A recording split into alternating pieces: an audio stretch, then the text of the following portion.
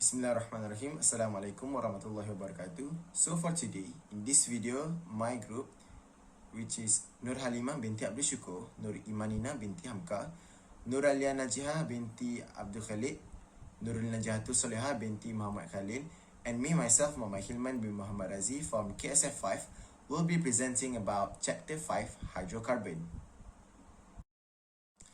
So in this presentation, there will be 4 parts that we will be presenting, which is, first part is the introduction, the second part is the task 1, regarding the questions about hydrocarbon. The third part is task 2, the INAQ section, which is one of the verses in Al-Quran that shows about the hydrocarbon. The fourth part, which is references. The first part is introduction. So this is our group: Nur Halimah, Nur Imanina, Nur Alia Najihah, Najihatul Solehah, and me myself, which we are all from KSF5. Okay, we will proceed with question number 1, which is draw structure JKLMN and explain. Compound structure J is 2-methylpropene. Compound structure K is 2-butene. And lastly, compound structure L is 1-butene. Compound JKL are alkenes because it consists hydrocarbon that contain carbon-carbon double bond. Compound JKL can react with bromine in dichloromethane in the dark condition. Okay, next, compound structure M is cyclobutane, while compound structure N is methylcyclopropane. Compound M and N are cycloalkanes because the molecules are arranged in the form of a ring. Besides, all atom carbons that make up the ring is single bond to other atom. Compound M and N cannot react with bromine in dichloromethane in the dark condition. The question is why J has the lowest boiling point. So J, we refer to the 2-methylpropene, is a bronze alkane. So it's having a smaller contact surface area and weaker van der Waals force. Therefore, the intermolecular attractive force, which depends upon the surface area, also becomes small in magnitude on account of balancing. So when we decrease the surface area, we also are going to decrease intermolecular van der Waals interaction. So what will happen is less heat is required to generate enough vapor, and then 2-methylpropene will have the lowest boiling point. So for the question number 3, the 2 isomers that give an optically product that we have found is butene and 2-butene.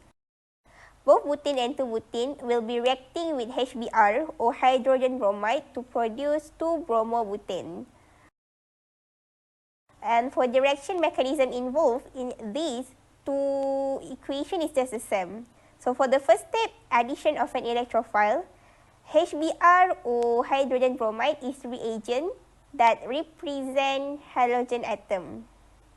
And double bond in butene and 2-butene is nucleophilic site that is rich with electron.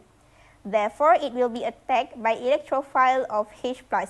And the red curvy arrow will be taking 2 electrons from double bond from both butene and 2-butene to be given to H+.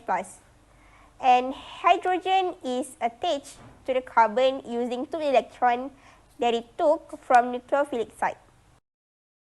For the second step, which is formation of product from carbocation, bromine or anion is going to be attached to nucleophilic site. Bromine is nucleophile and carbocation is electrophilic site. Therefore, bromine will be going to attach to the second restricted area, and both product from butene and 2-butene will be 2-bromobutane. Okay, next. A chemical test other than bromine in dichloromethane in the dark. There is various tests to distinguish between J and M.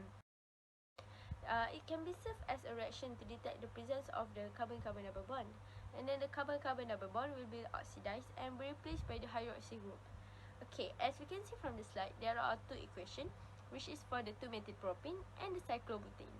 The 2-methylpropene, which is J, react with the basic cool dilute potassium permanganate and produce the 2-methylpropane onto diol and the manganese dioxide. And we can see in the cyclobutane reaction, which is M, react with the potassium permanganate, but it shows no reactions. And let's move on to the observations. For the observation in 2-methylpropene, the color of the potassium permanganate is decolorized and the prompt precipitate of the manganese dioxide is formed, while for the cyclobutane, the color of the potassium permanganate is unchanged.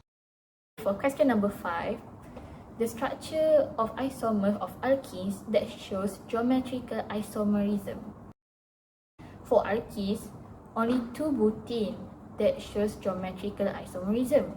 This is because 2 butane consists the cis-trans isomers, which also known as geometrical isomerism. This is the compound structure for cis-2-butane and also trans-2-butane. Moving on, the task to I and A Q section. So one of the verses in Al-Quran that said about one of the plants in regarding about the hydrocarbon is Surah Al-Baqarah, verse number 57. A'udzu minasyaitonir rajim. Wa dhallalna 'alaikumul ghamama wa anzalna 'alaikumul manna wassalwa kulu min tayyibati ma razaqnakum wa ma zalamuna walakin kanu anfusahum yazlimun. Sadaqallahul azim. And we made the clouds to give shade over you and send down upon you al-manna, a kind of sweet gum, and the quails, sayings, eat of the food, good lawful things we have provided for you. And they did not wrong us, but they wronged themselves, their own souls. Surah Al-Baqarah, chapter number 2, verse number 57. So one of the component in Arabic gum, which is al-manna in Surah Al-Baqarah, verse number 57, is 8,5-differolic acid. It is something that occurs naturally in Acacia senegal plant, that mostly common component in plant gums. The 8,5-differolic acid contains the aromatic functional group, which is one of the classification of hydrocarbon. So the composition of the Arabic gum, which is one of the plants, is 1 serving, which serve different types of daily value, which is 5.51 total fat, 89.2 total dietary fiber, 0.6 milligrams sodium, 0.25 grams of calcium, 5.85 grams of magnesium, 3.1 grams of potassium, and 0.06 milligrams of iron, and also 85.8 calories of energy. So the benefits of this plant, pharmacologically, Arabic gum has been confirmed to have several therapeutic actions such as hypoglycemic, anti-diabetic, antioxidant, immunomodulatory, and anti-ulcer.